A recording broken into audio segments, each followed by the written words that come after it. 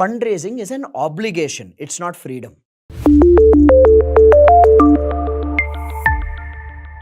Startup funding is not primarily to benefit the business that is being funded. Startup funding is designed as a system to benefit the VC ecosystem. तो VCs का वो धंधा है, तो VCs के पास capital है and they want to glamorize the idea कि if you take VC funding, you have made it in life. Technically speaking, fundraising is an obligation, it's not freedom. Right? And अगर ये बात मैं 2019 और 2020 में बोलता तो लोग बोलते बेवकूफ है, ओके तुम यूनिकॉर्न्स को देखो. आज की डेट में लोगों को समझ में आ गया है कि पैसे जला के 100 करोड़ का टर्नओवर करना कोई बड़ी बात है ही नहीं. Exactly. Okay? The real test of business is to be able to build something that is profitable. Right? It's not to grow at all costs without looking at your P&L. Fundamentals don't change. तो ये glamorisation 2020 में बहुत ज्यादा बढ़ गया था, 2021 में भी कुछ हद तक था, and now people have realize कि यार this is a farce, it's a lie. Like I remember in 2020 I got a call from one of my clients.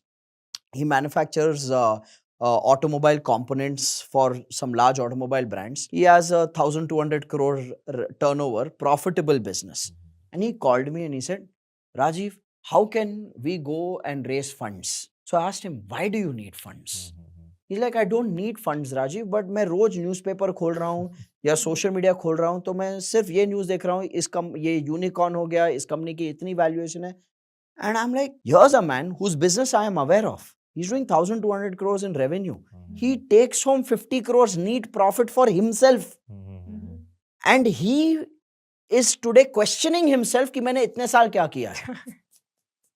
This is like a propaganda that has been created कि अगर आपकी funding हो रही है, अगर आपकी वैल्यूएशन इतनी है तो आप सक्सेसफुल हो, जो बिल्कुल भी गलत है. It's a narrative. It's a propaganda. Not every fish needs a shark. मैंने इस बारे में लास्ट 1-1.5 साल में बहुत वक्त बिताया है सोचने में, एक्सप्लोर करने में.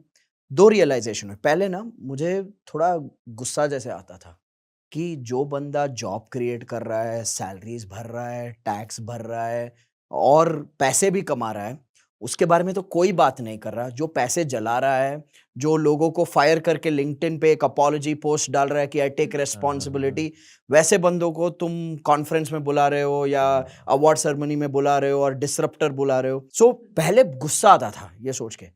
फिर थोड़ा जब डीप गया, देन आई रियलाइज्ड ये थिएटर है. This is a theatre. Okay, anything that is celebrated and promoted has money flowing behind it.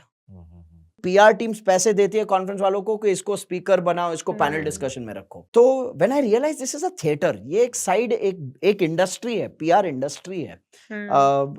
So it doesn't matter.